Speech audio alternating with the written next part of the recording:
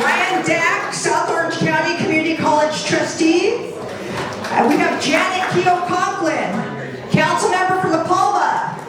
Hey, Janet! We have the Honorable Josh Newman, former state senator. He's a candidate for superintendent of public instruction. The Honorable Becky Gomez, former Tustin Mayor Pro Tem and council member, also member of the Board of Trustees for Orange County Department of Education. And the Honorable Al Jabbar, Chief of Staff for Orange County Supervisor Doug Chafee. He's a former trustee of the Anaheim Union High School District. We have the Honorable Frank Gomez, who was a former mayor of Montebello. Should be here in a little bit. Also, we have Rodia Shed from Buena Park School District. Thank you so much for being here. We also have Paulette Chafee, the ambassador to the supervisor's office. Thank you, Paulette. And she's a candidate for North Orange County Community College District. So thank you. Anybody else? I hopefully didn't miss anyone. Our next trustee. Miguel Alvarez, Fullerton School District. Miguel Alvarez, Fullerton School District. Miguel, thank you for coming. I really appreciate it. Okay. So I wanted to just list the clubs that are here today. If you're from the Democrats of North Orange County, raise your hand. Thank you. Thank you for being here. If you're with the Lavender Democrats, thank you for being here. Stephanie Wade. The Leisure World Democrats, Mary Trump. The Democrats of Greater Irvine, Kev Avajian. Yeah, good. The Orange County Young Democrats. All right. The Central OC Democrats. The Newport Beach Democrats. Dr. Richard Brock and Jill Nelke. And the Iranian American Democrats of California, Sudi Farokhian. She should be here in a little bit. So thank you. Thank you to all of you. Oh, we got the Anaheim Democrats.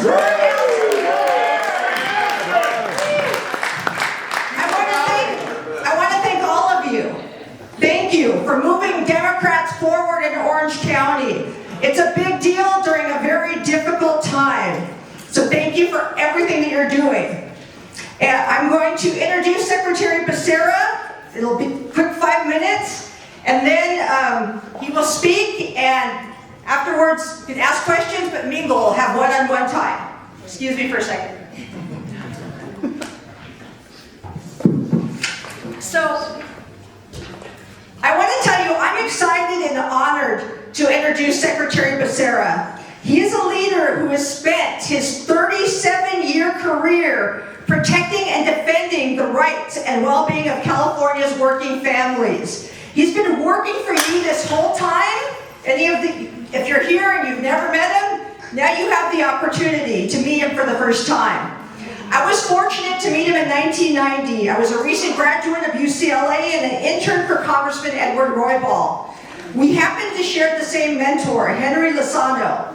And Henry, dear friend of all of us, a lot of people who've run for office, he taught us about loyalty, while working for or as a member, and the importance of taking care of staff.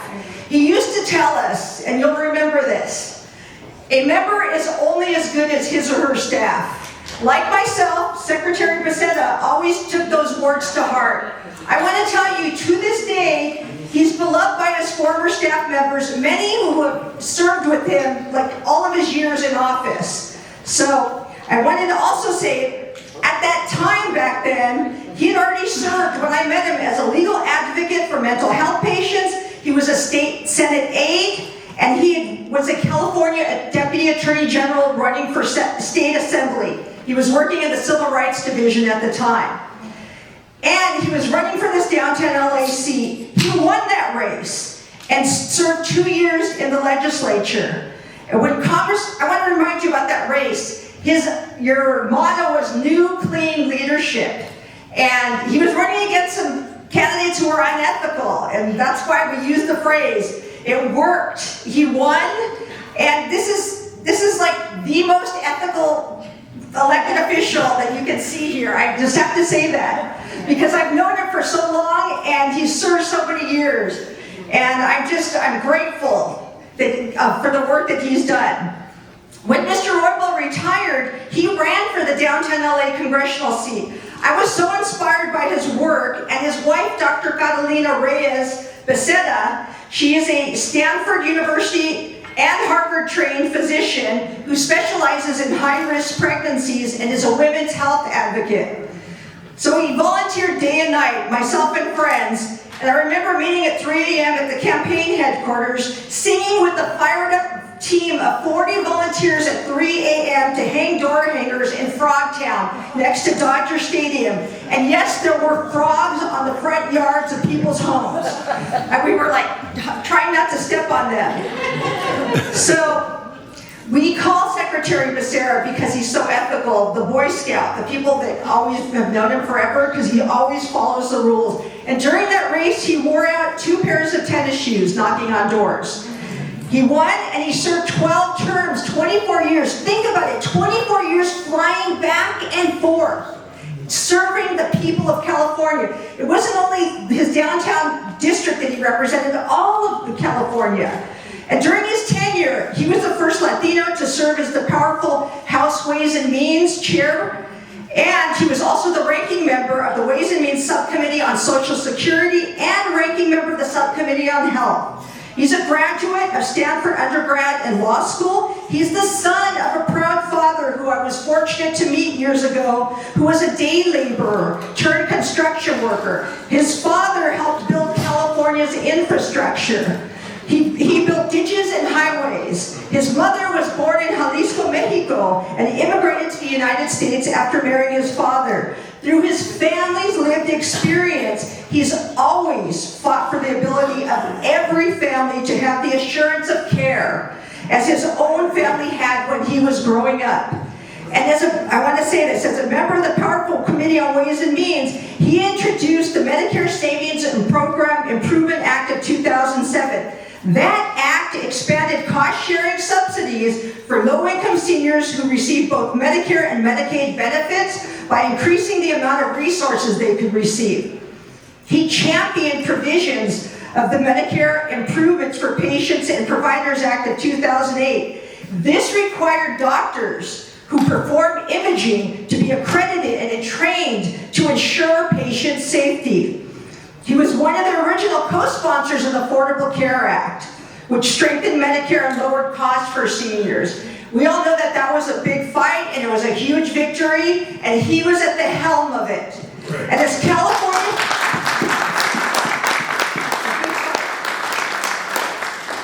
California's Attorney General, he sued Trump over 122 times. Yeah. He helped promote competition by taking on a number of pharmaceutical companies that restricted competition through pay-for-delay schemes. He held companies accountable for legal violations for not protecting patients' health information, and took action early in the pandemic to keep Californians safe by using his authority to protect workers from exposure to COVID-19. He secured key safeguards for frontline healthcare workers' rights and took on fraudsters trying to take advantage of people during the pandemic. In addition, he cracked down on Medicare and Medicaid fraud, acted to combat the opioid crisis, including holding drug makers accountable, won an unprecedented $575 million settlement against one of the largest health systems in California, and led the 3-year federal court fight to save the Affordable Care Act, and with it, the protections of the 133 million Americans with pre-existing conditions. Thank you.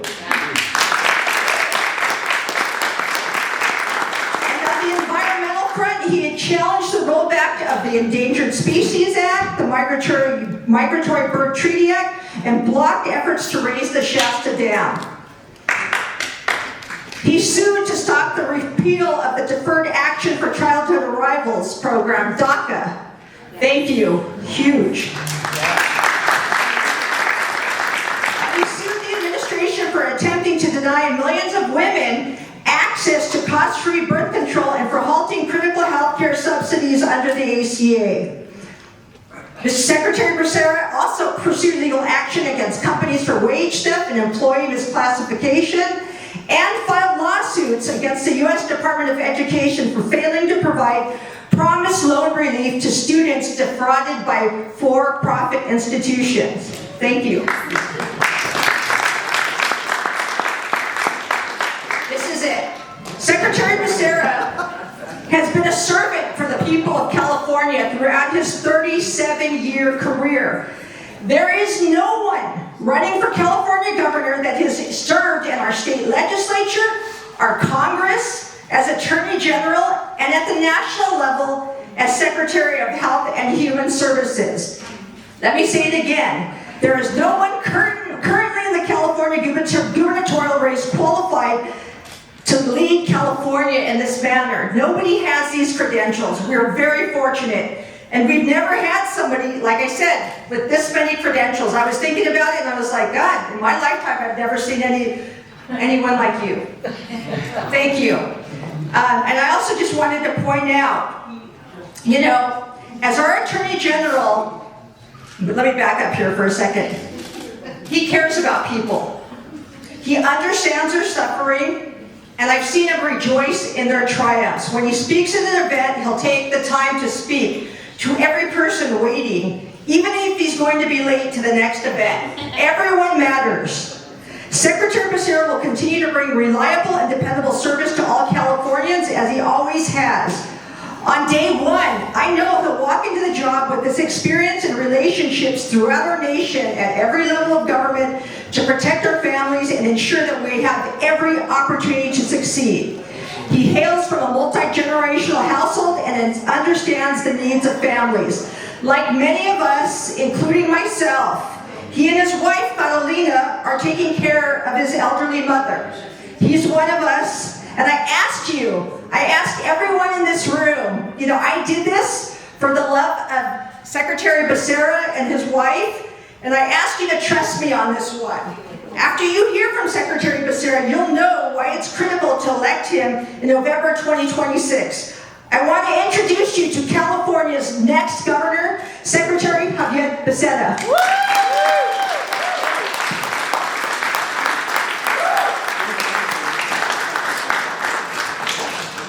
Francis, I guess I could just drop the mic now, right? Whatever she said, yeah, I agree.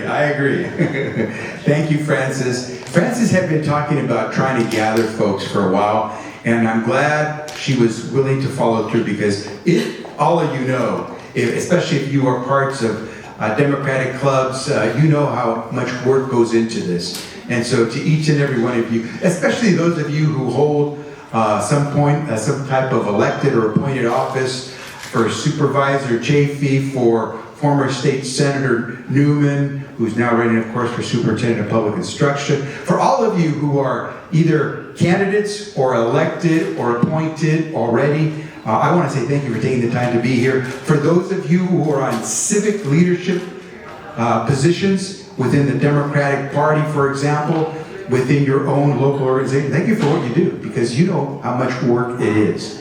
By the way, I've never gotten so much applause for being so litigious in my life. But I appreciate it. And I think it's because we understand what we're trying to do. We're trying to make sure there's a break. There's some kind of wall that stops this country from going into demise. And sometimes you have to use every tool at your disposal.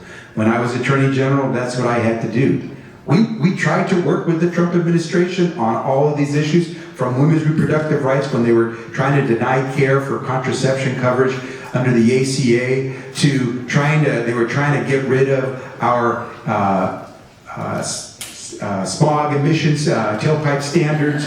They were trying to force us to do what they're doing today, these immigration raids, and we said our state and local law enforcement agencies don't do that. They sued us. They actually took $60 million away from us for community policing, because we would not participate, and I was stopping our local law enforcement from engaging, and so they took $60 million from us.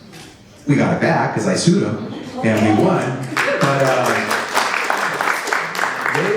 they tried every means possible to come at us.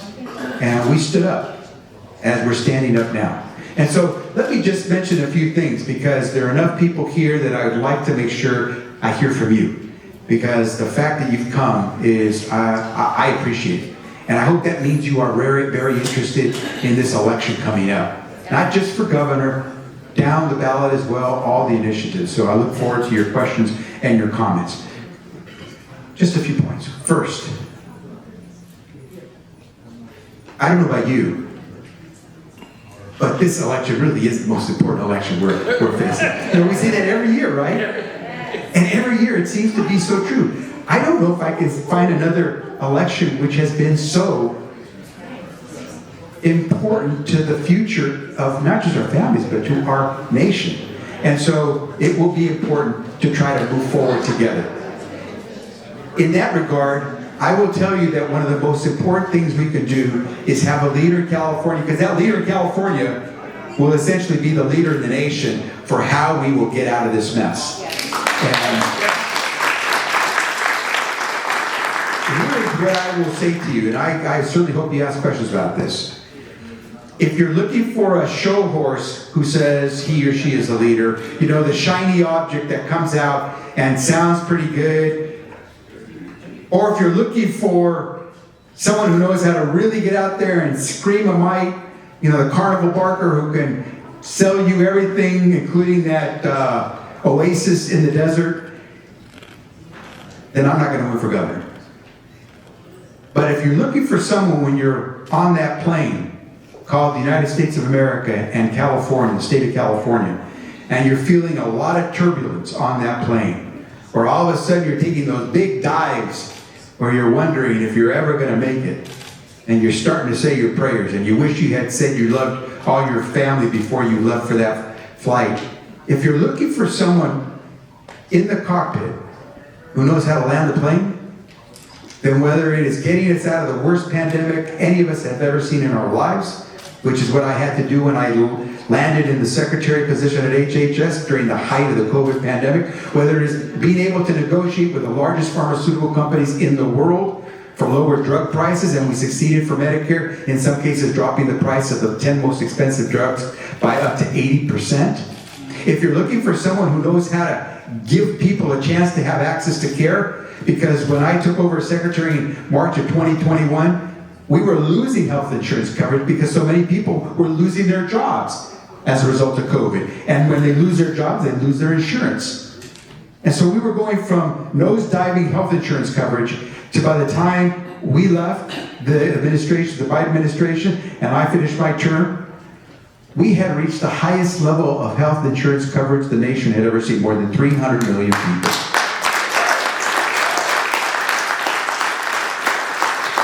If you're looking for someone who says they know how to fight against Trump, fight against this crisis in prices that are going so high that no one can afford to live here, then look for someone who's actually been in the fight, doesn't just say they know how to fight. Because see, the most important thing about the fight is not the fight, it's the win. There we go. It's the win. You need to know how to win. Because you can fight all you want. You can shadow box and you'll never get hurt. And you can step in the ring. But if you've never faced that opponent, you better be ready. And so when someone says, I took on Donald Trump once as a member of Congress, I just say, hurry up. You had about 122 more to catch up.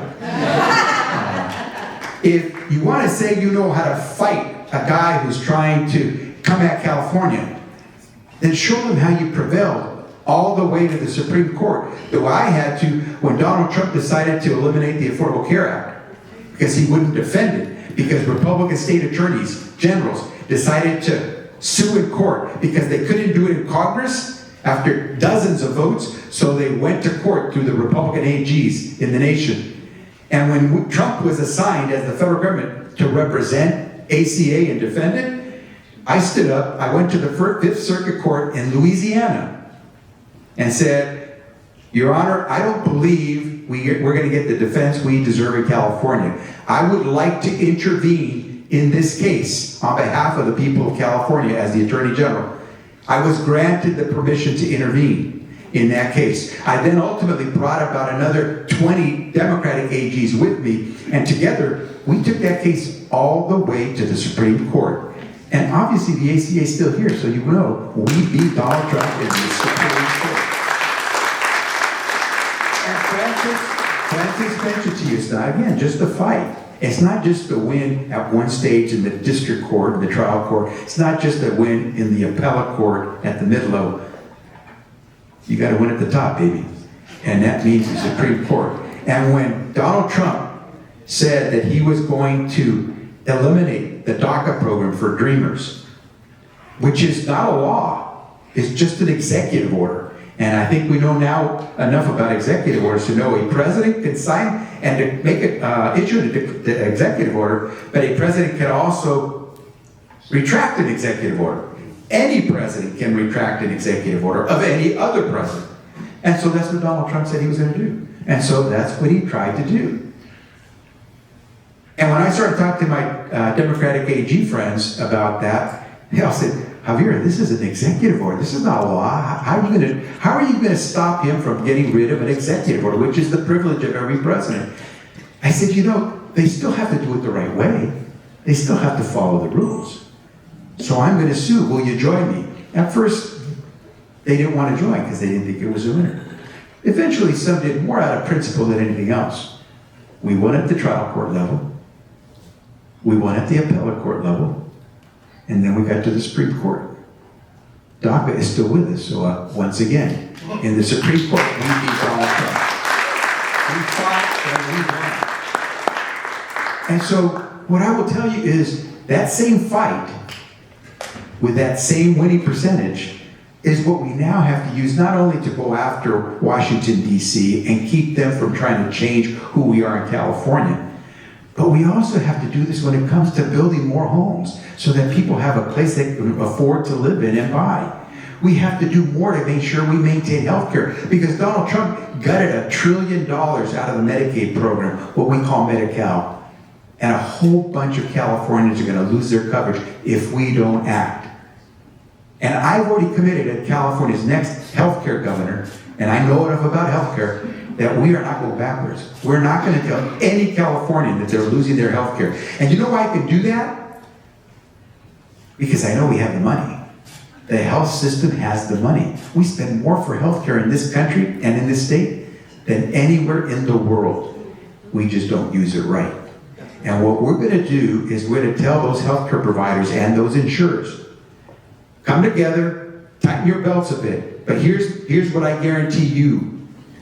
If you help me find the money to make sure I don't have to kick anyone off of health care, then I'm going to guarantee you coverage. The state will be your backstop. And I can do that because if I don't cover those people and they lose their insurance, they will wait to go get their health care. They will tell their child, honey, hold on. Is the pain too bad? Here's some medicine over the counter. How does that help? They'll wait until it gets so bad that their child says, Mommy, Daddy, I just can't take this anymore. And they will go to the hospital, but they won't go in with an appointment. They'll walk in through the most expensive doors in medicine, the emergency room. And when they walk into those doors with the little money they have, that they have to pull out of their pockets and their savings, it won't be enough. And guess what? That's when you and I pay. You and I pay as taxpayers or as private health insurance holders, because the hospitals will pass on those unpaid costs to insurance companies to cover their costs. They got to figure out a way to do that, otherwise they got to close their doors. So here's my bargain for them. Work with me and I will guarantee you paying customers. They may not pay 100% of what you're getting today, but 95% of what you're getting today is better than 0%. And so work with me, and you will have millions of Californians, when they walk through your door, they will be paying customers, and they won't use the emergency room. That's how we're going to save California's health care, and we will do this together. But I can say that because I've been in that fight. I have won. I know what it takes. I ran the largest public health enterprise in the world. How big is the Department of Health and Human Services? Everyone knows that the Department of Defense has a large budget, right? Some would say too large. The Department of Defense's budget is big. Everyone knows that the state of California has the largest budget of any of the 50 states. The state of California has a large budget, including a large deficit, but a large budget. You can take the large budget of the Department of Defense and the large budget of the state of California and combine them. And those two budgets are still smaller than my budget at the Department of Health and Human Services. And for 4 years in a row, in the midst of a pandemic, having to try to give Americans back their health insurance coverage and negotiating against the largest pharmaceutical companies for lower drug prices, I balanced my budget 4 years in a row. My budget is 5 times bigger than the state of California. And so when you're looking for someone who's going to say to you, I'm going to fight, and I'm going to build those homes, and I'm going to save that health care, and I'm going to improve education, ask them, show me where you've won those fights. Because I want to know, I'm sitting in this plane of California, and I feel a lot of turbulence. I want to know you can land this plane. I won't be the shiny object, the show horse. I will not be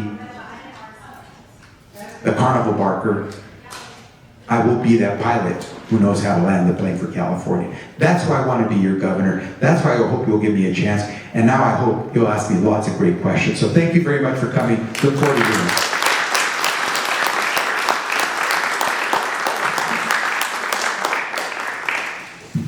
I just wanted to, I left out one elected official, the Honorable Jose Trinidad Castañeda, council member of Highland Park, retired. I also wanted to thank Jorge Gavino for helping. Gaston Castellanos, the gentleman with the camera right there. Gus, thank you for being at the heart of all of this. Right. So I want Barbara Loera and Manny Loera, thank you for helping out. I appreciate you. Jordan Shade, where are you? Thank you for helping get communications out. Really, really appreciate it. And Miss Shade right here, she's Rossmore Community Services District new chair, just elected chair, right? So thank you everyone for helping out, and now it's time to mingle. Thank you very, very much. Take any questions. If you have any questions, yeah. A few questions. Well, I'll try to be much briefer in answering questions than I was in giving you talk. Yes, please, give us your name. Hi, Kim Barlow. I noticed that the legislature just killed a bill to reduce the amount of rent increases annually from 10% to 5% plus CPI in the state of California. Housing affordability is such a huge issue, and how would you deal with that problem? So we want to make sure that when we talk housing, we can talk both ownership and renting. And on the ownership side, the supply and demand issue. The more we have supply, the less demand will drive up prices so quickly. So we do want to make sure we have a growing supply. The second thing we have to do on home ownership is make it so that people who are renting, they're already essentially paying the equivalent of a mortgage. What they're missing is the down payment. And so California can grow the programs we have to help people who don't have enough for a down payment. So for example, if you don't have enough for a 20% down payment, you have to borrow a second time to come up with a 20%. That second loan that you take out has a higher interest rate. Why doesn't California say, we will subsidize you so that your second loan will not be at any higher interest rate? So essentially, you're going to take out one mortgage.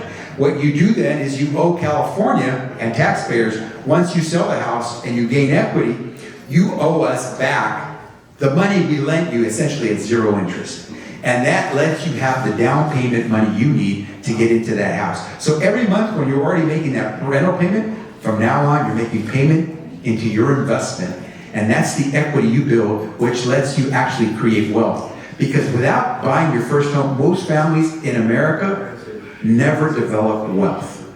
On the renter side, we have to do two things.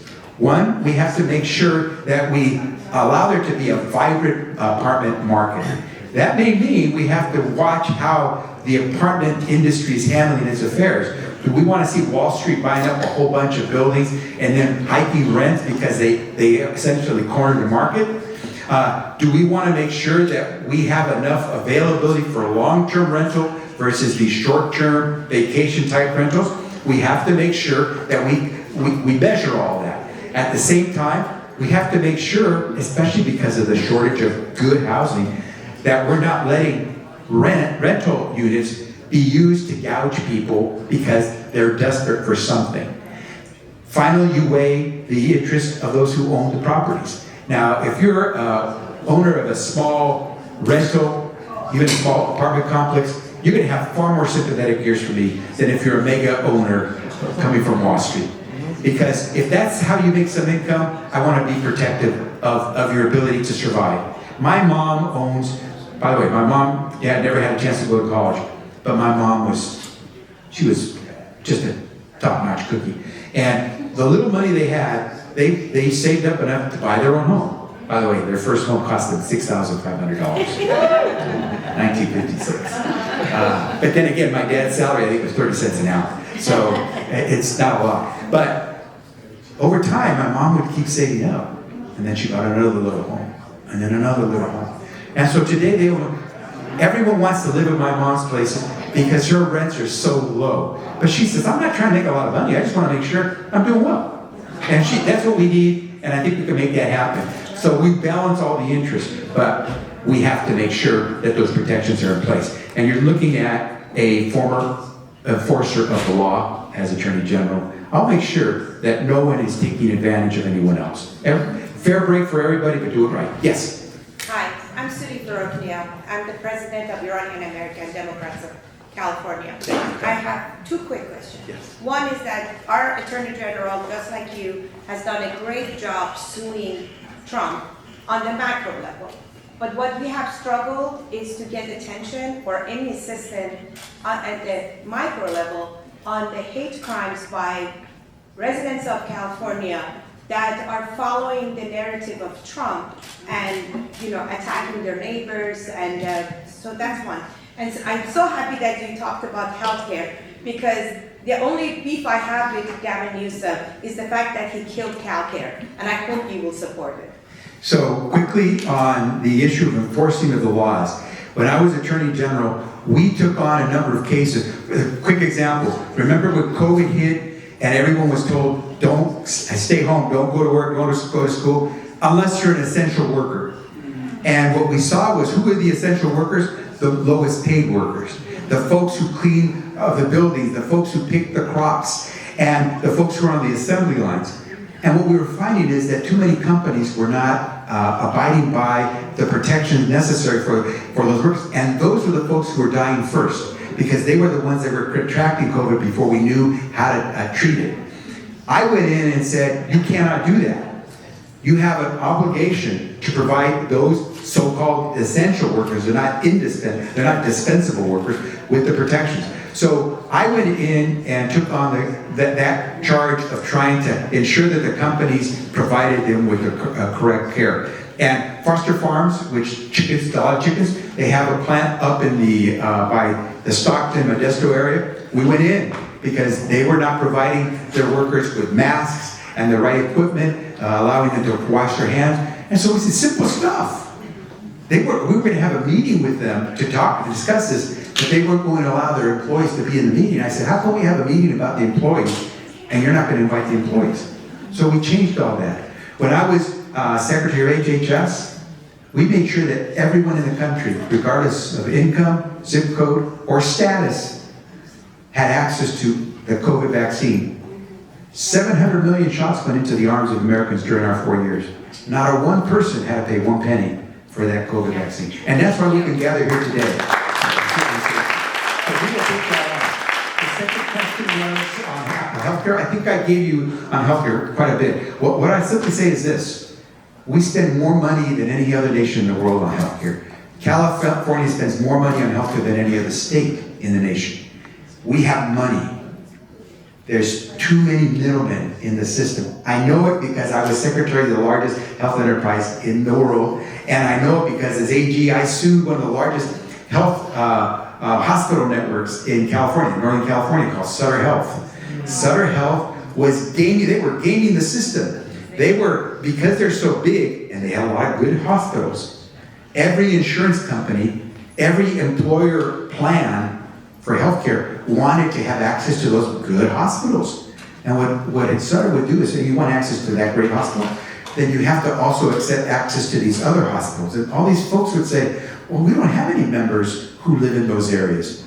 They said, well, if you want access to this one, you have to pay me to have access in those others. So the plans and employers and workers were paying way more for their health insurance coverage than they needed to, because Sutter had the power, the leverage to say, you want in here, you gotta tell me you're gonna pay me for the here over here. And that's what we took on. We beat them. For over a year and a half, they kept saying, we've done nothing wrong, we've done nothing wrong. And I kept saying, well, then we'll see you in court. The first day of trial, they gave us $575 million for doing nothing wrong. So I will tell you that you can prove that you can make this happen. You just gotta know how to fight and then win. Okay? Yes, sir. Everybody, Jeff Mio, Chino Valley Democratic Club. Amen. Chino, yeah.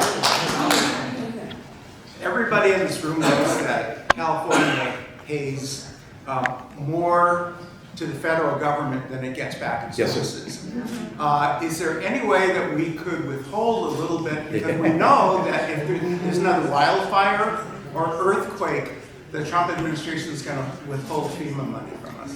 Yeah, Jeff, I'm going to put you on my team because we're exploring that as we speak.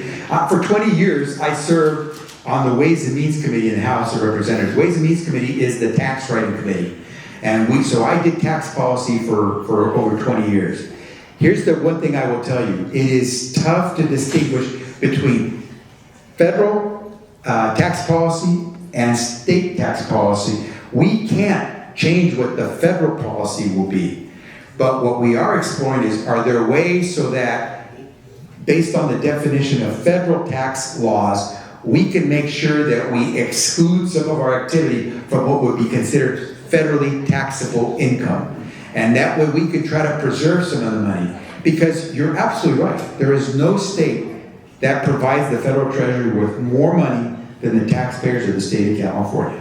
And we deserve our fair share. And we will sue, we will fight, we will do everything we can to make sure we get it. But again, you have to know how to fight. Don't have somebody deal with tax policy who's never done tax policy. It helps to have somebody who did tax policy, who fought Donald Trump, and who beat him.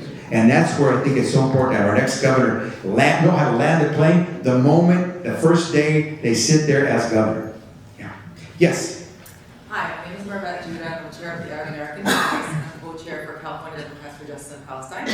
And as a Muslim American and Palestinian American and Arab American, our communities really have a lot of distrust in the Democratic Party, although folks are re-registering, there's a lot of distrust. So here we have over 20 people running for governor, and we're like, who should we go with, who should we trust? Right? Because we've known people that betrayed us before.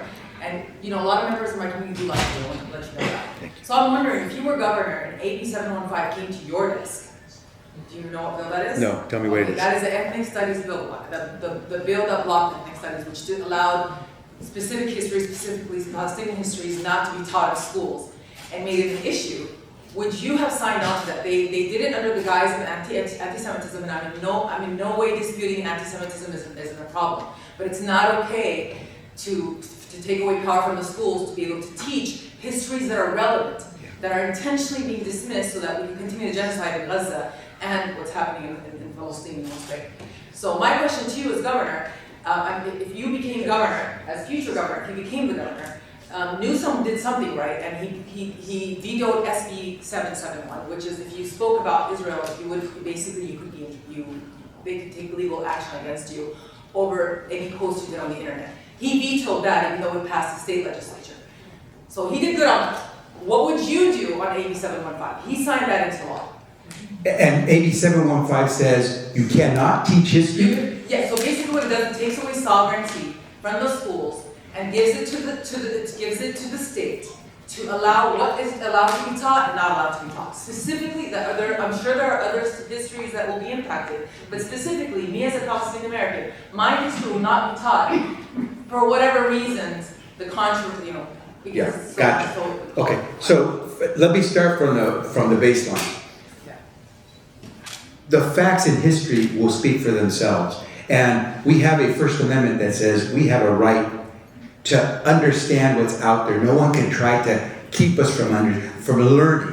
And so I would be absolutely against anything that prevented us from having our history books reflect the types of teaching we need so we understand what every community has experienced in the state of California. And we're a very diverse state. Recognize that I became an elected official at the time that bilingual education was under attack. And to try to defend bilingual education was to essentially put your career in politics at stake. But I fought all the way through for bilingual education. In fact, when I got to Congress as a freshman member, I asked the chairman of the committee, Democrats were in control at the time, when we were in the process of rewriting the Elementary and Secondary Education Act at the federal level, I asked him, could I please have Title VII and work on that? Title VII is bilingual education. I said, I would like to be the lead to do that. He had no problem. He said, sure, take it, because it was a hot potato. But I wanted it. And so, absolutely, I would protect the interest of any community to have the truth said about them. May I give you a follow-up question? Not Very regarding quickly, this, very quickly. Specifically regarding the Muslim American community, what would you do as governor to make this Muslim American community feel like it's an integral part of being American and feel protected, like they matter? What would you do as governor to make Seat at the table to discuss whether it's the books, the curriculum, or whatever is distressing a community, whether it's the Muslim community, the Jewish community, the Latino community, Asian community, it makes no difference to me. If you're telling me that the state is trying to abridge your opportunity to learn, especially about your own history and culture, you're sitting right next to me. And I will not be for that. Thank you. Yeah, and I think you could talk to a lot of the friends in the Muslim American community who will tell you where I've taken stands to be supportive of those efforts, because we have seen how people have been targeted, especially under this administration, simply because of who they are. Yeah, no, absolutely. Hey, this is California, as I said. We will fight, but what you want is a governor who will win.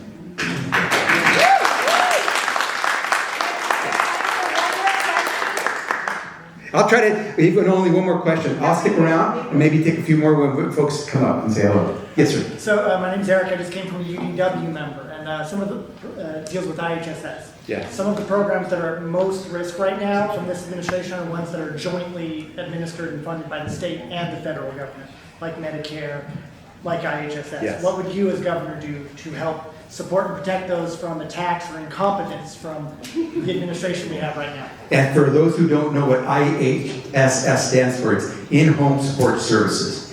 And what I will tell you about in-home support services is that it is what's coming in healthcare for American families. It is what we need in America for our families. Because no one, including my father, who's now 6 years past, want to die in a hospital. They want to die in dignity, in their home, with their family. In-Home Support Services is California's program to make sure that we can provide care in the home of that person with possible a family member, and if not a family member, someone who's trained to offer that care, which, by the way, is tough. You need training, because sometimes you're picking up a person who can weigh quite a bit or has pretty intense, severe medical conditions, and you're providing them with the help that they cannot offer themselves. Just to give you a quick example on IHSS. When I was Attorney General, the Trump administration tried to prevent me from allowing the Medicaid, what we call Medi-Cal here, Medi-Cal money that comes into California that the state uses to pay for IHSS programs.